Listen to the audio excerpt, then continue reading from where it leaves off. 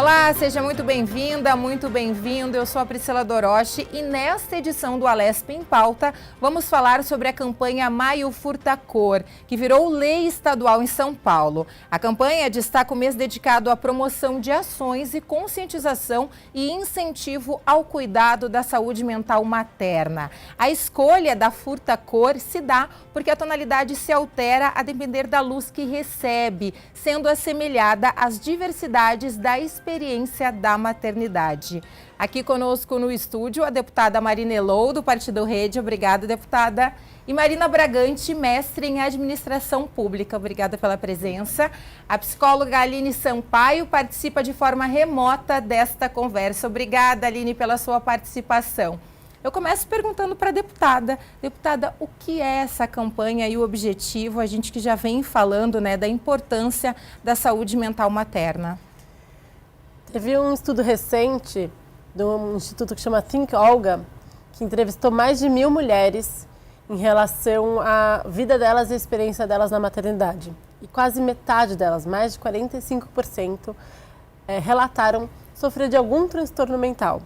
Ansiedade, sobrecarga, depressão. Esse é um número muito impactante e muito real da nossa experiência de maternidade nesse tempo em que a nossa função de maternidade se somou a muitas outras, inclusive a nossa carreira profissional, sem que a gente tivesse tido um equilíbrio entre parentalidade nas responsabilidades da criação de outra geração. Então, com esses dados em mente, com essa experiência, né, muito viva, eu sou mãe do Martim e da Lara, de 6 e 4 anos, entendo que a pauta da maternidade é uma prioridade, é uma pauta que estrutura a sociedade. A gente olhou que precisava realmente pensar na saúde mental materna, pelo bem das mulheres, das crianças e das famílias. E daí surge como um primeiro passo, criando uma lei que cria um mês de conscientização, para que a gente comece a falar sobre isso. Marina, queria que você falasse um pouquinho para a gente do objetivo e da importância dessa campanha, porque a gente sabe que a maternidade, ela vai além de cuidar da criança só ali em casa, dando, né, as atenções básicas, mas tem todo um processo, né, que movimenta a família por inteiro. Movimenta a família por inteiro às vezes, né? Porque às vezes, de fato, acho que a esse gente tem nessa ideia. Acho que é essa grande diferença que Sim. a gente vai falar que as mulheres têm carregado, porque muitas vezes ela movimenta a vida da mulher Sim. intensamente. A cabeça da mulher fica o tempo inteiro pensando de diferentes coisas que ela precisa dar conta para conseguir atender a sua criança. E daí acho que a ideia de ter uma campanha de conscientização sobre o cuidado que a gente precisa ter e que as mulheres precisam ter com a saúde mental delas, é um espaço, como disse a deputada, de discussão mesmo, de trazer a pauta, a agenda da pauta para a sociedade, para que a gente possa falar não só em eventos aqui na Alesp ou em outros espaços, outros parlamentos, mas que de fato a gente passe um mês pensando como é que isso, por que isso acontece, quais são as políticas públicas que a gente precisa da perspectiva do governo fazer, mas também que iniciativas que a iniciativa privada pode fazer, que outras coisas que a gente, como pessoa física, né, qual é a mãe que está ao seu redor que você pode ajudar ou entender o que está acontecendo, e até para você que é mãe, que muitas vezes não para pensar em si. A campanha de conscientização também é um chamado, né, para olhar para a sua vida e pensar como é que o que está acontecendo comigo e se você de fato está sendo afetada, aonde você pode pedir apoio, ajuda.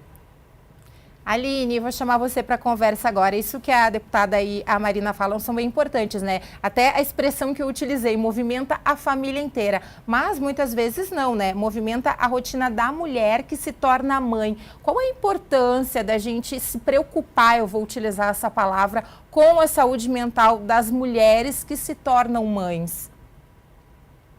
Bom, para começar, a gente precisa falar que quando nasce uma criança, né, a gente fala nasce uma mãe, mas não só nasce uma mãe, nasce aí também diversas questões.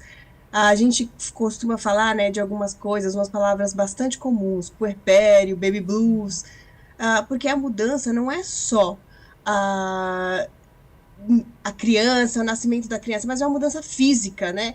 A mudança do corpo, a mulher tende a engordar, a mulher tende a ficar diferente, amamentar, os seios maiores, entre outras, muitas mudanças no corpo. Com isso, cada vez mais ela se questiona, nasce uma mudança, que tipo de mulher eu sou, que tipo de vida eu vou levar? E com isso ainda todas as mudanças da vida, né, a correria do dia a dia.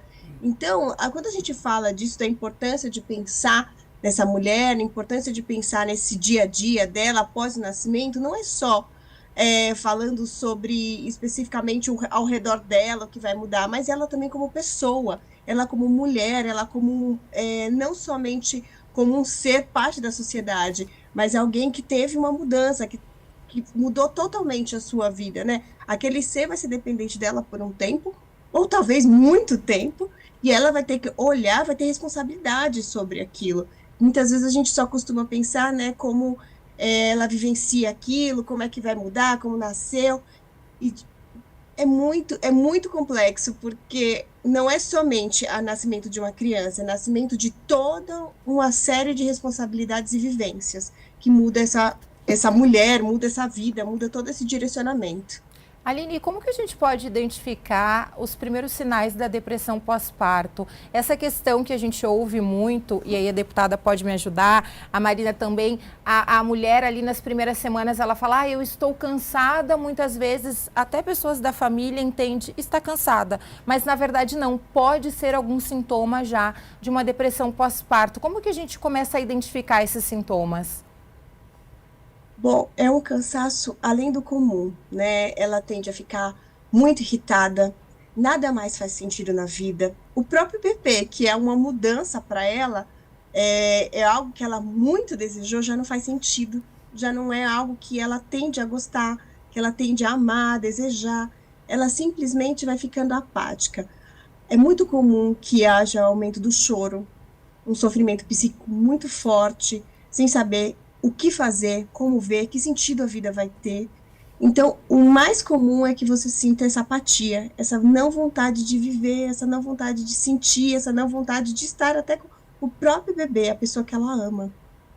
Deputada, queria que a senhora falasse até um pouquinho da sua experiência como mãe e também dessa preocupação em criar esse projeto, se engajar nessa campanha. A minha experiência como mãe, eu lembro, logo depois do nascimento do meu primeiro filho, foi parto natural, mas ele ficou na UTI por um tempo porque foi prematuro. E eu lembro de eu entrar e falar, nossa, todas as mulheres que já tiveram um filho, elas são muito incríveis, porque é muito dependente, é uma coisa muito diferente. Te muda profundamente do eixo de quem você é, do seu corpo, das suas relações, da sua relação com as suas emoções. E isso é muito impactante, porque não tem como se preparar para isso. Então, com certeza, a minha experiência, que eu tive o privilégio de não ter tido uma depressão pós-parto ou algo mais grave, e já foi muito impactante. Eu imagino para outras mulheres que passam por uma situação dessa, o quão importante é. E por isso que eu acho que o projeto tem 3 eixos muito relevantes que a gente precisa falar quando a gente fala de promover saúde mental materna. O primeiro deles tem a ver diretamente com essa saúde mental materna, que pode ser correlacionada no primeiro momento por impactos hormonais, pelo nascimento, pela mudança extrema que acontece, então, tem depressão pós-parto, baby blues e muitas possibilidades. Conforme essa criança for crescendo, ao retorno ao trabalho, as 1000 obrigações, tem uma sobrecarga importante que pode desencadear em ansiedade, em depressão, você tem que cuidar da comida, da alimentação, da casa, da vacina, da criança, a relação com o parceiro, a relação com a família. Então, a saúde mental da mãe mesmo é um eixo fundamental nesse projeto. O segundo é o impacto que tem na criança. Ter uma mãe, uma cuidadora principal de referência saudável, estruturada mentalmente, faz parte de um desenvolvimento saudável da infância e da criança. Quanto que a gente prejudica as crianças ao não cuidar dessas mães também, a não garantir que ela esteja sendo acompanhada, que ela tenha uma medicação adequada se precisar, que ela tenha a consciência do que está acontecendo com ela. Então, cuidar da saúde mental também é cuidar das mães. E o terceiro é que o principal marcador, né, de diferença de gênero que a gente tem hoje na sociedade, entre homens e mulheres, é o potencial de maternidade. São as mulheres que se tornaram mães, ou as mulheres que podem se tornar mães, ou a cobrança nas mulheres ao não se tornarem mães, ao escolherem não se tornar mães. E todos esses caminhos, a mulher que se tornou mãe, a mulher que quer se tornar mãe e não consegue, a mulher que decidiu não ser mãe, envolve uma cobrança extrema da sociedade, da comunidade, que tem impactos também na saúde materna. Então, se a gente pegar nesse mês, Furta a Cor, que é um mês que traz diversos olhares para a diversidade da experiência materna, olhando para a perspectiva da saúde, foi o que motivou a gente a entender que isso tem que ser uma prioridade na sociedade. Marina, isso que a deputada fala e que a Lili falava também, né? A importância já de, nos primeiros momentos, já diagnosticar que mexeu com toda mulher, com todo o psicológico. E aí já ter políticas públicas voltadas, né? Para tratar dessa mulher, para cuidar dessa mulher nesses primeiros momentos que são muito importantes, né? Sim, super importantes. E acho que a Aline trouxe uma perspectiva e a Mar reforçou depois do impacto hormonal mesmo, né? Você não se reconhece como você mesma, assim. Esse é um exercício super importante, até para poder perceber se eu estou triste ou se eu estou deprimida, né? Onde que é o limite disso? E acho que a perspectiva da política pública é exatamente isso. Como é que o governo pode apoiar essa mulher e dar espaços para que ela possa ir conversar sobre o que é ser mãe, entender como é que ela está se sentindo, de fato levar a criança para o pediatra, mas também ter um espaço onde ela possa pedir apoio e entender quais são os impactos que estão acontecendo na vida dela. E acho que tem uma outra nuance que é importante da gente trazer, que é que a Aline falou que essa maternidade pode demandar muito da sua vida num curto prazo, ou num médio, ou num longo período. E quando a gente está falando de mães, a gente também tem mães de crianças com deficiência que também tem todo...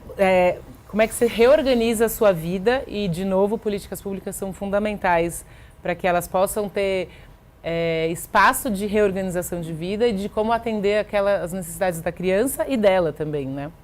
Aline, isso muito que eu olhei para cima porque eu estou vendo a Aline também aqui, ó.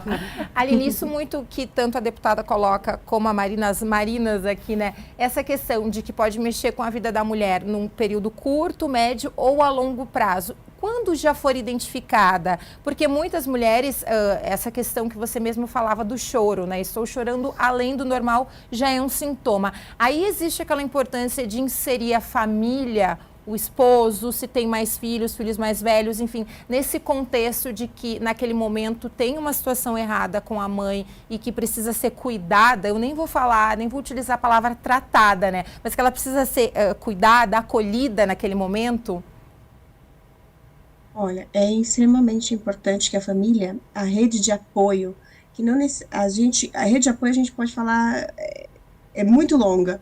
Não necessariamente é somente o marido, não somente é o filho, mas às vezes é a mãe, a irmã, alguma amiga que seja próximo, perceber essa mulher e como ela está vivenciando aquela maternidade. De repente era uma pessoa que estava extremamente animada, uma pessoa que tinha muitos sonhos quanto ao seu filho, essa pessoinha que está vindo, e de repente ela se torna uma pessoa extremamente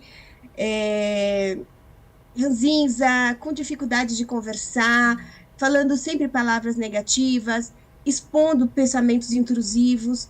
A importância dessa rede de apoio, que a observe, que a olhe com carinho, vai fazer a diferença. Infelizmente, nem sempre é possível. Muitas vezes é a própria mulher que percebe que tem algo diferente nela.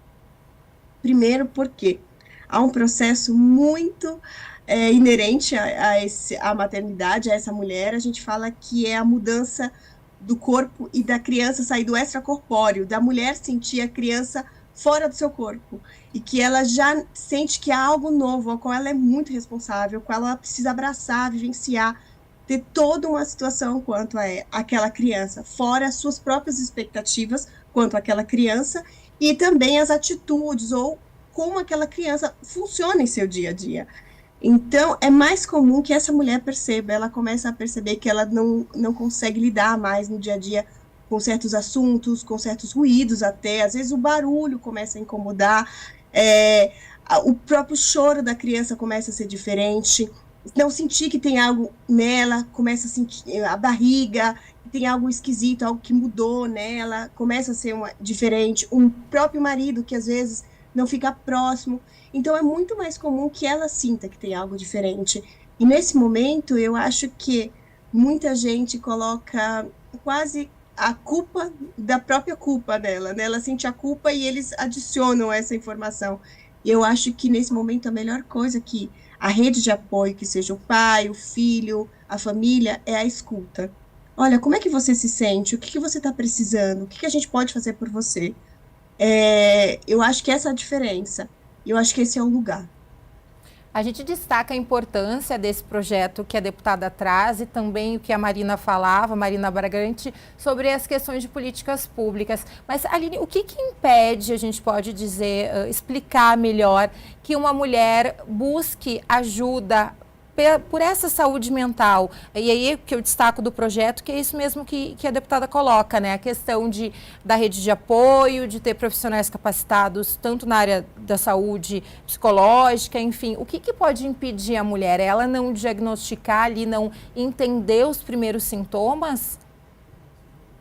Olha, sim, eu acho que é um dos motivos, e outros, além disso, há outros motivos bastante importantes.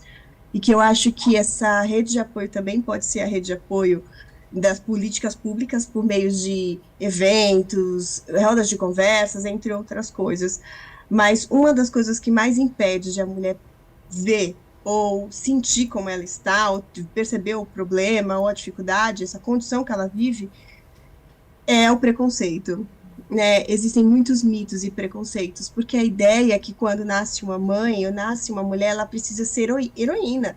Ela precisa... A deputada citou agora, né, que quando ela viu ali na maternidade as mulheres, né, deputada, desculpa te interromper, Aline, o quanto essas mulheres são incríveis, né? Exatamente. Exato. Parece que quando nasce uma mãe, essa mãe precisa ser perfeita. Ela precisa já saber amamentar da maneira certa, ela precisa saber quão quente deve estar o leite do bebê, como é que ela vai fazer a trocar a fralda de forma correta. Então, parece que ela precisa ser perfeita. Parece que quando nasce uma mãe, parece que tem que nascer uma nova mulher, uma heroína, uma mulher de histórias em quadrinhos, e na verdade não. Hoje há estudos, por exemplo, de que o instinto materno não é uma coisa que a gente nasce com ele ou já existe. A gente vai aprendendo a ter esse instinto, aprendendo a vivenciar. E a gente precisa lembrar também que a carga nesse período, especialmente quando nasce o bebê, ela é extremamente alta, complexa. Um bebê acorda muitas vezes à noite, ele precisa de muita atenção, precisa de muito direcionamento. Então, muitas vezes essa mulher não sabe, tá ali, ela não consegue nem pensar, nem vivenciar, muito menos entender e olhar a si mesma. Quando ela consegue olhar a si, já é uma explosão, ela já não consegue mais lidar com tudo aquilo. Deputada, como que a gente pode fazer para ampliar essa campanha? A gente sabe que já está tendo está sendo bastante divulgada, tem muita gente já se inserindo. Marina, também gostaria da sua opinião. Como que a gente pode ampliar isso para que chegue, principalmente em mulheres que não têm tanto acesso, a gente pode dizer assim, aos meios de comunicação, ou até mesmo essa questão que a Aline falava, uma amiga que possa desabafar. Como que a gente pode fazer? A Aline estava falando, né, nasce uma mulher, nasce uma heroína na perspectiva da sociedade, e a realidade a gente sabe que nasce uma mãe, nasce uma culpa. Porque a maternidade ela já vem com esse peso da culpa de toda essa idealização do que poderia ser a maternidade, do que deveria ser e do que é possível, do que é real. Então, eu acredito muito que as políticas públicas têm um papel fundamental em ser e disponibilizar essa rede de apoio, trazendo... A gente faz muito um apoio à criança, né? Vai lá pesar a criança, vai lá medir a criança. Nesse ponto, tem que ter um apoio à sua mãe. Como que ela tá, se ela está se alimentando, se ela está conseguindo dormir um pouco, como que está a saúde mental dela. A mesma coisa em relação à amamentação. É super difícil amamentar, a gente fala pouco disso. Qual o serviço público de apoiar essas mães a amamentarem seus filhos? Isso sendo um benefício para a mãe e para a criança. Pensar em creches mais acolhedoras, creches que tenham espaço para manter a amamentação exclusiva até os 6 meses, garantir que esse retorno ao trabalho da mulher seja levando em consideração a nova realidade que ela tem. São várias as políticas públicas que podem decorrer de uma maior conscientização da sociedade desse impacto tão grande da saúde mental materna. E eu fico muito feliz da gente ter aprovado esse projeto aqui na casa, de ter sido sancionado, porque ele surge da própria sociedade civil. Já existem diversos movimentos de mães que se juntaram e falaram, a gente precisa falar sobre isso, então nos procuraram.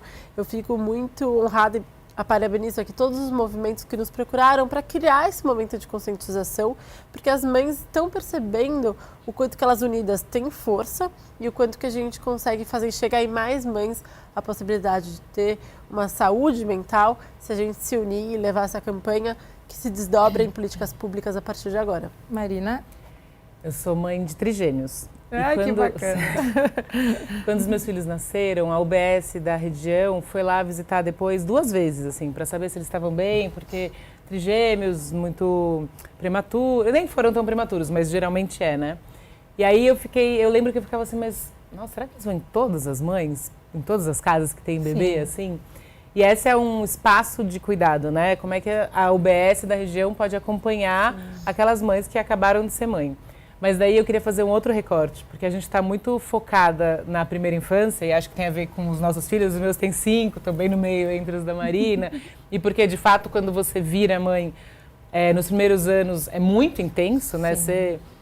A sua vida inteira fica diferente, mas eu fico pensando que as mães que estão voltando, que já voltaram para o trabalho faz tempo, mas que toda vez que o filho fica doente, ela que precisa sair do trabalho para ir pegar na escola, para ficar com eles, também tem o medo de ser demitida, e se for demitida não tem recurso. Então, que impacta significativamente a saúde mental dessas mulheres. Então, acho que tem um processo longo de entendimento de que tipo de política pública pode, de fato, apoiar as mulheres, e daí o recorte de mãe, mas a mãe ela continua sendo mãe durante muitos anos, Sim. né?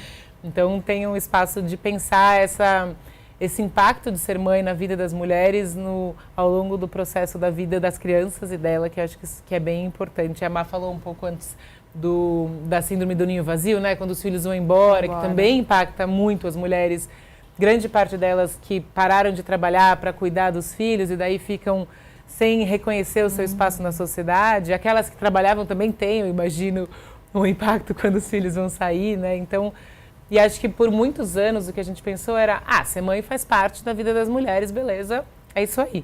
E o que a gente está conseguindo ver a partir dos dados, das evidências, é que sim, pode fazer parte da vida de muitas mulheres, mas a gente precisa repensar o que significa fazer parte. Não é responsabilidade só dela, é responsabilidade de todo mundo, porque o que a gente está fazendo no limite é cuidar das próximas gerações, né? E isso é muito importante. Então... Isso que a Marina fala, né, Aline, é bem importante. A deputada também ressaltou essa questão de vou me preparar para ser mãe. Eu ainda não sou mãe e ouço das minhas amigas sempre, não existe essa preparação. Você, no seu psicológico, você fica, vou me preparar, esse é o momento adequado, mas quando vê, não é. Por isso que existe essa importância, e eu destaco a fala da Marina, né, de um acompanhamento na saúde mental, desde ali dos primeiros dias da criança, no qual a mulher se torna mãe, até mesmo quando tem essa questão do ninho vazio, não é mesmo, Aline? Sim, sim, eu acho até que muitas vezes esse nascimento dessa criança, essa organização começa muito antes, com o planejamento familiar. Eu já vi aqui em algumas redes, né, do SUS, algumas UBS, enfim, fazem esse trabalho e é incrível. É um planejamento onde observa a família, observa os direcionamentos, vê quando a mulher pensa, decide, enfim, tem todo um processo nesse contexto, e eu acho incrível. Mas tem uma coisa que uma das Marinas falaram que eu achei que é muito legal eu trazer. Eu já tive a oportunidade de trabalhar, de observar e já estar em UTIs neonatais, e ou estar trabalhando em hospital na área infantil. E apesar de ser um longo processo ainda, né, que a gente sabe que hoje existem milhões de pais que não aderem às suas crianças, né, sendo que são partes de si, a gente pode contabilizar, os números são altos, mas aos poucos a gente tem mudado isso. Há um tempinho atrás, acho que faz um ano e alguma coisa, estive numa UTI neonatal, visitando algumas crianças, né, fazendo um trabalho de psicologia, e eu fiquei um pouco impressionada. Vou dizer para você que 70% eram homens fazendo canguru, né, colocando a criança no colo, né, segurando, colocando no peito, e eu fiquei um pouco impressionada, porque alguns anos anteriores era impossível ver essa cena. Eram somente mulheres, e a mulher era totalmente responsável, né, mas isso a gente está falando de UTI neonatal. Quando a gente vai subindo um pouco para UTI infantil, a gente percebe que tem mulheres que passam, às vezes, 6 meses, 7 meses, paradas do lado da sua criança, sem pensar na possibilidade de sair daquele lugar. Sem ter rede de apoio, porque ninguém se disponibiliza a fazer aquilo, estar ali. Então, para você ver, né? Parece às vezes que a criança ela é somente o nascimento e é só, vamos dizer, a dificuldade do nascimento. Mas não, a criança sempre vai ser por toda a vida a responsabilidade da mãe. E ela precisa passar por esse processo cada vez mais. Quando a gente fala de um filho, a gente não pensa logo no pai, é responsabilidade do pai, ele fez algo errado. Não, a mãe, por que a mãe não ensinou isso? Por que a mãe não orientou? Por que a mãe não direcionou? Então, acho que é muito importante falar sobre esses processos e como a gente pode revê-los, né? Porque eu acho que uma criança não é só responsabilidade da mãe. Existem países que falam que a criança ela é responsabilidade da comunidade, da sociedade. Se uma criança fez algo errado, toda aquela comunidade é responsável, não apenas a mãe. A mãe é somente uma parte dela, porque talvez ela não foi orientada da maneira correta, da maneira da qual precisava ser orientada. Aline, a gente volta a conversar com você em instantes. A Aline vai continuar conosco participando de forma remota, mas eu tenho que liberar a deputada Marina Elou, porque tem um compromisso, e a Marina Bragante também. Agradeço a participação de vocês e a importância da campanha e desse projeto. Obrigada. Obrigada a vocês, contem com a gente. O Alesp em Pauta volta em instantes, fique com a gente.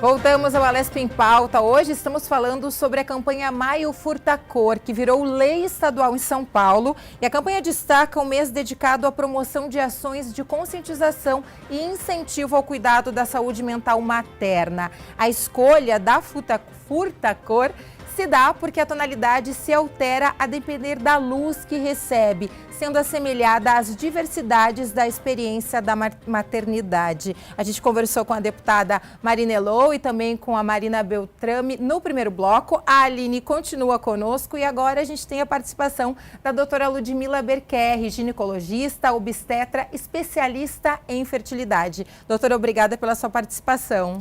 Eu é que agradeço o convite, um prazer. Doutora, eu já começo perguntando para a senhora e vou inserir também a Aline nessa pergunta. Como que a gente começa a cuidar da saúde da mulher ainda na gravidez, quando ela se torna mãe, né? Porque, na verdade, nós nos tornamos mãe naquele momento do resultado positivo, né? Como cuidar e tratar dessa saúde já nesses 9 meses? Você tem toda a razão. A gente se torna mãe nesse momento do positivo, então é muito importante um acompanhamento médico especializado e mesmo um acompanhamento psicológico quando o obstetra eventualmente detecta alguma situação de risco naquela mulher. Um quadro de base já de ansiedade ou de depressão que não estão sendo diagnosticados ou tratados, muitas vezes o obstetra é o primeiro que vai perceber e encaminhar e buscar essa rede de apoio, tanto com psicólogos quanto com psiquiatras, eventualmente em casos mais complexos, né? E eu iria até um pouco além. Eu, como especialista em reprodução humana, que acompanho essas mulheres desde antes do processo de gravidez, muitas vezes tentantes, né, que estão ali muitas vezes numa jornada longa e complexa, né, envolvendo muitos sentimentos negativos, de frustração, né, de tentativas mal sucedidas. Então, isso envolve também muitas questões emocionais, psicológicas e muitas vezes vem acompanhado já de um quadro emocional, né, psicológico que merece ser valorizado e tratado desde o início, antes da pré-concepção. Aline? Olha, eu concordo super com a doutora. Eu acho que é muito antes da pré-concepção. Às vezes, ou na tentativa ou também no susto, né? Porque que acontece? Essa mãe, essa mulher, ela vai buscar toda ali uma ansiedade do que vai acontecer com ela a partir disso, as mudanças corporais, as mudanças na vida dela, as mudanças da responsabilidade, o cuidado dela. Então, eu concordo, eu acho que faz parte até, como eu tinha falado no bloco anterior, de um planejamento familiar, né? E eu acho que a visualização da rede de apoio, inclusive com o médico, né, obstetra. Eu acho que, inclusive, é um ser extremamente importante nessa jornada dessa pessoa, desse processo de gravidez, esse processo de ser mãe. Eu concordo super com a doutora, acho que ela foi super pontual nessa resposta. Doutora, a gente sabe da importância, e aí vem muito o que a senhora falou, né, da questão também da expectativa da mulher em se tornar mãe, né? E a importância, todo esse ciclo do sono e da alimentação na questão da saúde mental, né? Sim, hoje cada vez mais a gente dá valor para esses cofatores, né, do estilo de vida, não só sono, alimentação, mas também prática de exercícios, né, uso de bebidas alcoólicas, drogas ou mesmo cafeína, que são substâncias lícitas, no dia a dia podem afetar a qualidade do sono, a fisiologia reprodutiva. Então, isso tudo que é relacionado ao estilo de vida é muito valorizado, como fatores que podem tanto beneficiar como atrapalhar alguns casos, e são sintomas que a gente precisa valorizar, porque muitas vezes o diagnóstico de um quadro de depressão pós-parto, ou de depressão na gravidez, ou nessas tentantes que a gente comentou, muitas vezes ele vem manifestado por uma alteração de sono, ou por uma alteração de apetite. Um dos principais sintomas da depressão é justamente falta de apetite, aquela mulher que vai perdendo peso, emagrecendo, sem vontade, né? Que isso acontece de uma forma assim, que ela não consegue reverter, ou um ganho de peso excessivo, que ela começa a comer compulsivamente por um quadro de ansiedade associado, que muitas vezes está ligado aos quadros depressivos. Então, são hábitos que a gente precisa valorizar. A questão do sono também muitas vezes pode ser um sintoma da depressão pós-parto. Aquela mulher que está exausta, que ela precisa acordar várias vezes na noite para cuidar do bebê, amamentar, fazer os cuidados, trocar fralda, enfim. Mas no momento que o bebê dorme, ela não consegue se desligar e dormir. Ela está preocupada, ela está ansiosa, ela não sabe se ela está fazendo as coisas corretamente, né, adequadamente, então ela se sente insegura, ela se sente incapaz, ela se sente frustrada e muitas vezes ela tem medo, um medo excessivo, além do normal, que todas as mães vão ter um grau de medo, uma preocupação ali com o sono do bebê, se está tudo bem, mas as mulheres com depressão pós-parto, elas estão extremamente alertas, então às vezes a insônia é um sintoma dessa condição que a gente precisa valorizar. Eu ouvi no bloco 1, né, as Marinas e a Aline comentando sobre a importância ali das consultas com o pediatra. Sim. Eu, como obstetra, ginecologista, eu valorizo muito essa mulher no puerpério e ouço atentamente qualquer sintoma que ela relata em relação a essas questões emocionais. A gente valoriza, acompanha, porque é importante diferenciar duas condições que são completamente distintas.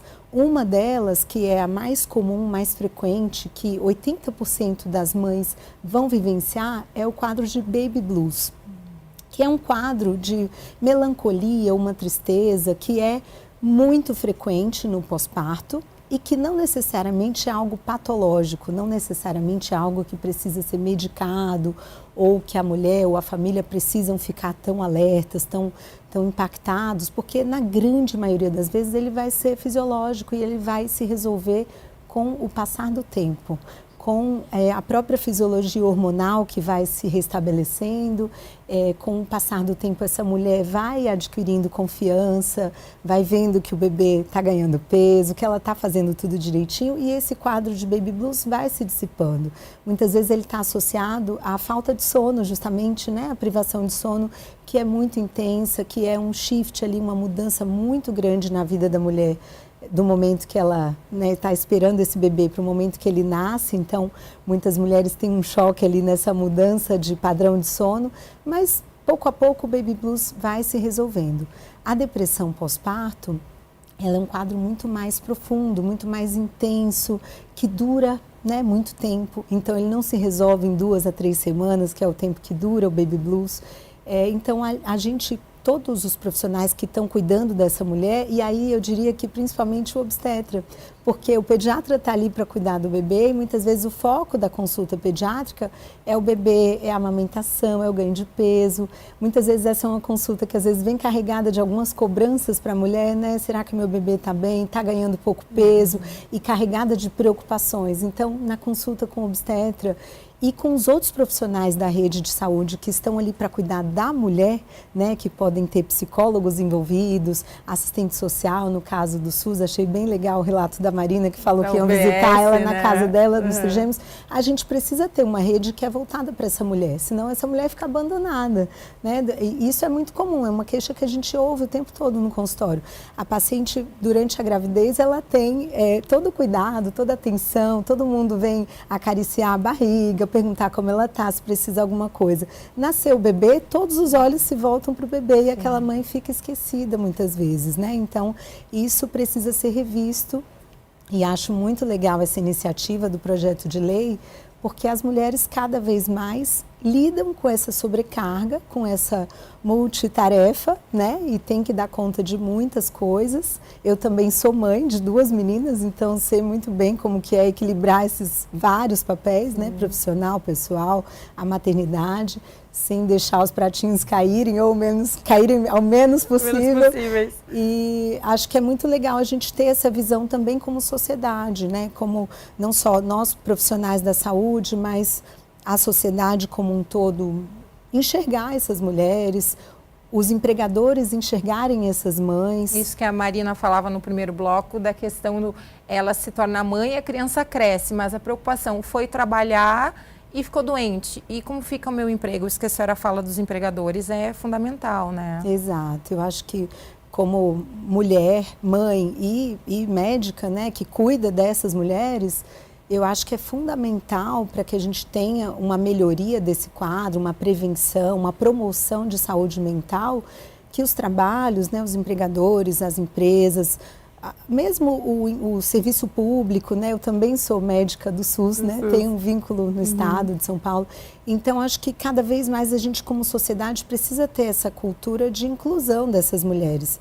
no espaço de trabalho, promover, por exemplo, no retorno ao mercado de trabalho, que essa mulher tenha um espaço que ela possa bombear o seu leite, fazer a extração do leite para que ela possa armazenar e deixar em casa para o bebê ser amamentado, no caso das mulheres que amamentam, ou espaços que possam incluir a vinda dessa criança, para que possa eventualmente participar, né, de uma parte da jornada do trabalho dela, não desvinculando totalmente aquele binômio mãe-bebê de uma hora para outra, ou mesmo opções de trabalho híbrido, né, em que se correlacione um trabalho presencial com um trabalho à distância. Então, acho que tem várias soluções possíveis, né, que passam também por iniciativas da sociedade e da gente como um todo. Doutora, a senhora falou uma questão importante e agora eu vou começar com a Aline. Essa questão da amamentação, né, Aline? O fato de a saúde mental da mãe estar equilibrada, não sei se eu utilizei a palavra correta aí, para que essa saúde mental não afete na amamentação da criança também, né? Porque tem mais esta preocupação. Sim, é bastante comum. Antes, eu queria falar uma coisa muito importante que a doutora falou, e eu acho que é super legal falar. É muito comum que, quando nasce uma criança, muitas vezes ela é esquecida também com a presença do bebê, né? A gente fala muito sobre a mãe, mas a falta de atenção que se dá à mãe também, né? Quando esse bebê nasce. A gente fala muito dessa coisa extracorpórea, né? Que nasceu o bebê, a divisão, da simbiose que tem no corpo, e a mulher às vezes chega a se perder, meu Deus, não sei como lidar com essa coisa que é essa parte de mim, mas a sociedade normalmente tem esse olhar. Eu acho que foi fantástico que ela falou do pediatra, né, que a gente leva a criança para o pediatra, mas a gente não leva a mãe para ver como ela está ali no obstetra, para olhar como é que ficou, como que tá os anseios, como que está o seu corpo, como é que está a sua saúde. Acho que a última etapa é a mãe ir e olhar para ela, porque as pessoas tendem a olhar aquela criança, aquele ser que chegou, a novidade, e não absolutamente ela como pessoa e toda essa união. Eu achei muito interessante, foi muito legal E é muito legal relembrar isso, que a gente não observe somente uma criança que chega, mas também uma mãe que nasce. Acho que é mega importante. Sobre a amamentação, eu acho que tem assuntos muito importantes aí nesse setor e que geram muitas ansiedades, eu acho que para a mãe, em diversos sentidos, né? Primeiro, porque a amamentação nem sempre é uma tarefa fácil, não é uma tarefa simples, e ninguém nasce já sabendo amamentar. E é o que se espera, que uma mãe coloque um bebê no peito e já aconteça, e não é a verdade. É um processo, e às vezes um processo bastante difícil. E isso gera realmente, eu acho que já ouvi muitas mulheres falando sobre essa ansiedade, essa dificuldade de não saber como agir e da cobrança que as pessoas têm quanto a isso. A amamentação é essencial para o bebê, mas é também um motivo de muita ansiedade para a mãe. E não necessariamente a amamentação precisa ser algo tão severo como muitas vezes é dito. Parece que aquilo que foi feito, aquela regra, não pode ser quebrada, precisa ser sempre dessa forma, que isso, inclusive, pode trazer prejuízos à saúde do bebê.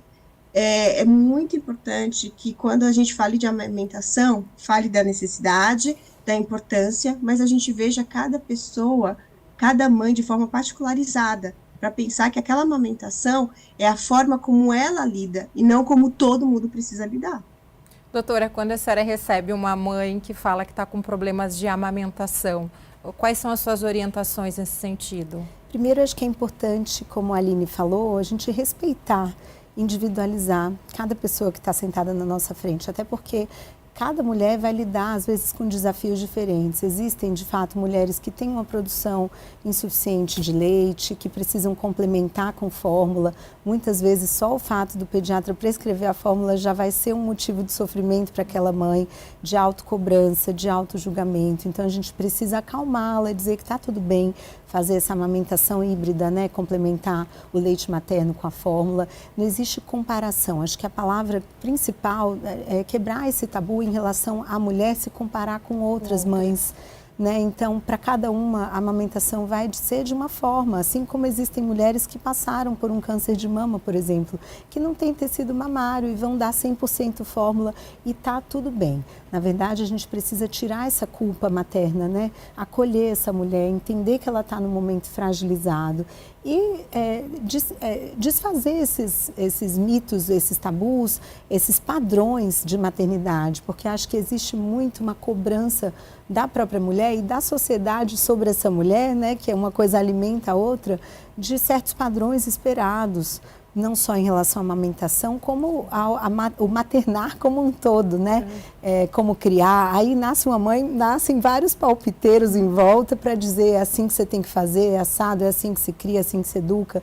Na verdade, aquela mulher, ela tem que, intuitivamente, entender até onde ela pode ir, respeitar os seus próprios limites, sejam eles físicos ou mentais. Existem mulheres, sim, que vão estar numa situação tão complexa do ponto de vista mental e que isso vai impactar diretamente a amamentação, que muitas vezes a gente precisa orientá-la a suspender a amamentação para que ela possa ser corretamente medicada.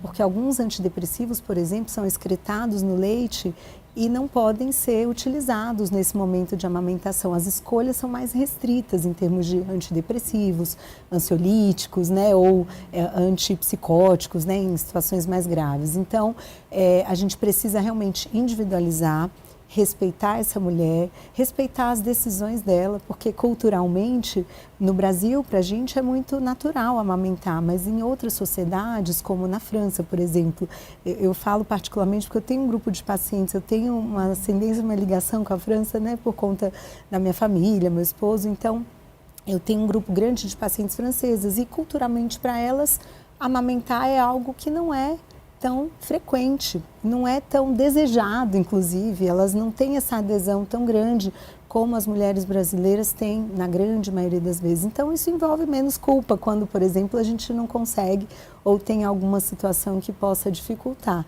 Então, acho que essa questão social é bastante importante a gente avaliar. Né? Doutora, a gente conversava no primeiro bloco, a Aline participava também dessa parte, que nós falávamos que nasce uma mãe e ela segue mãe. E aí existe também essa questão do ninho vazio, né? A importância, a senhora como obstetra, dos relatos, né?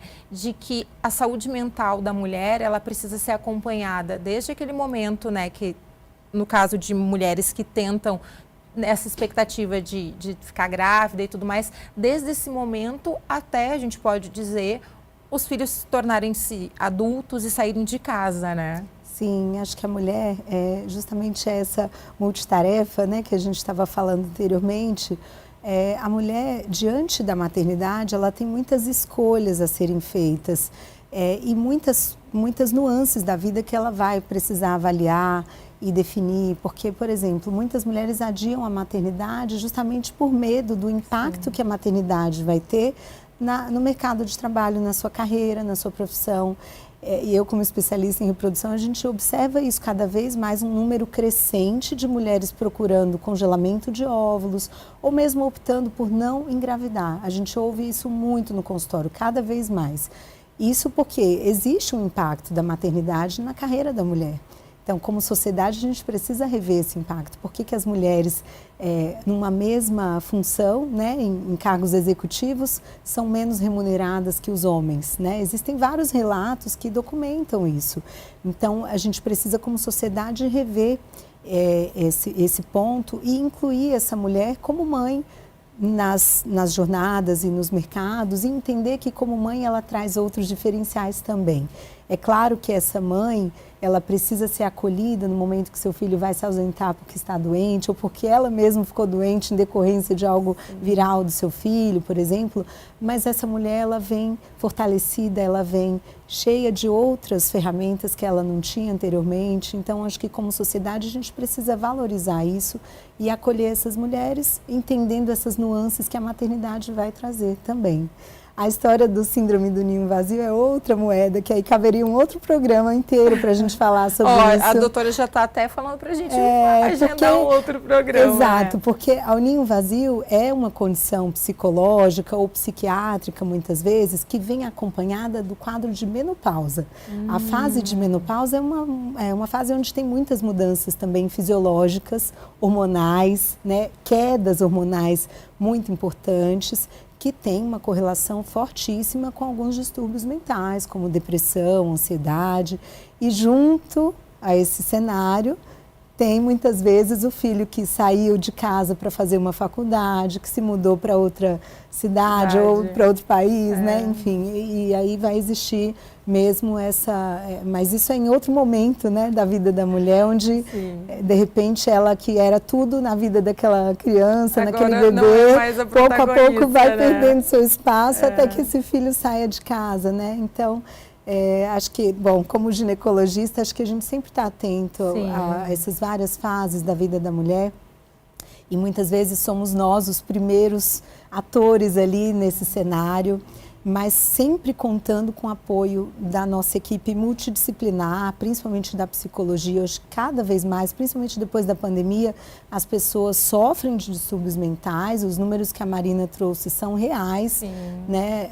Então, acho que cada vez mais a gente precisa, não só como comunidade científica, médica, né, da área da saúde, detectar isso e acolher, mas também como sociedade entender que isso está acontecendo, né? Um movimento que as pessoas campanhas estão... como essa, projetos, políticas públicas, Sim, né, doutora? as pessoas estão sobrecarregadas como um todo, né, pós-pandemia, com excesso de demandas de trabalho e as mulheres principalmente, porque vão conciliar tudo isso com esse universo da maternidade, que eu gosto de falar da parentalidade, porque daí a gente inclui os pais e as mães e vários outros modelos de família, que hoje são plurais, né? De famílias de 2 pais, de 2 mães, ou de famílias que não têm esse modelo tradicional e que também passam pelas mesmas questões.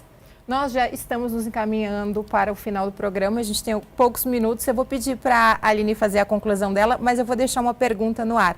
Muitas mães nos assistem, tanto pela internet quanto pela TV. Aline, queria que você deixasse um recado para essas mães que estão com esses sintomas, eu estou chorando um pouco além do normal, eu estou um pouco triste, e deixar também um alívio no coração dessas mães de que tem tratamento, é possível profissionais auxiliar. A palavra é com você. Bom, é importante falar que você não está sozinha, né? Eu acho que, como eu disse, e a doutora também, acho que reforçou, que a gente falou da comunidade médica, mas da comunidade geral, você não está sozinha.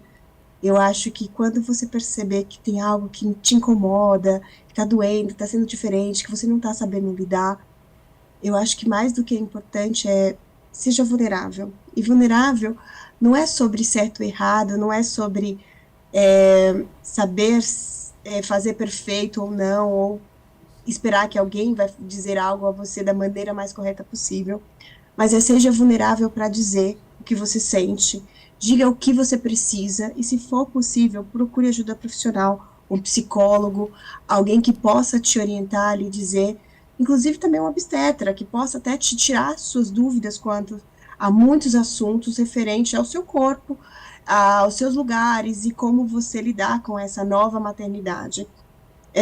E eu acho que é muito importante, acho que para a comunidade em geral, lembre-se que o que é importante para você é seu, não necessariamente é importante para uma mãe. Então, eu acho que escutar é o fundamental na maternidade. O que aconteceu com você, o que houve, como foi na sua época, ou de como você desejava ser, isso foi a sua experiência. E não necessariamente a sua experiência, a experiência do outro. E a gente precisa saber respeitar isso com muito carinho. E eu acho que essa é a parte mais importante.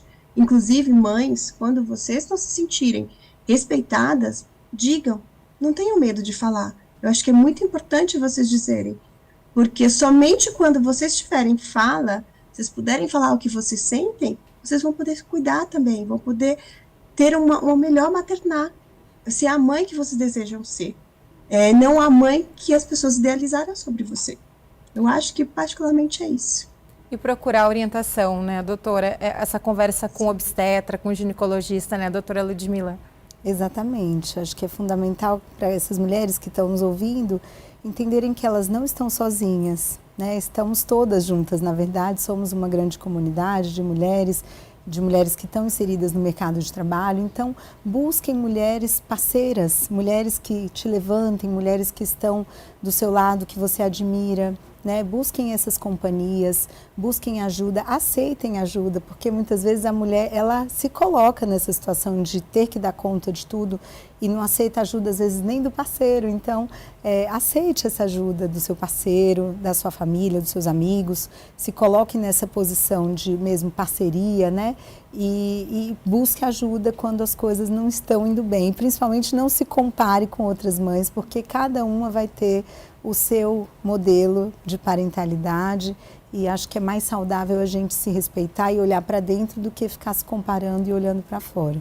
Eu agradeço a participação da psicóloga Aline Sampaio, que participou de forma remota. Muito obrigada, Aline. E a doutora Ludmila Berqueri, ginecologista, obstetra, especialista em fertilidade. O Alesp em Pauta falou sobre a campanha Furta Cor. A gente se vê em breve. Até a próxima. Obrigada, doutora. Obrigada, Aline.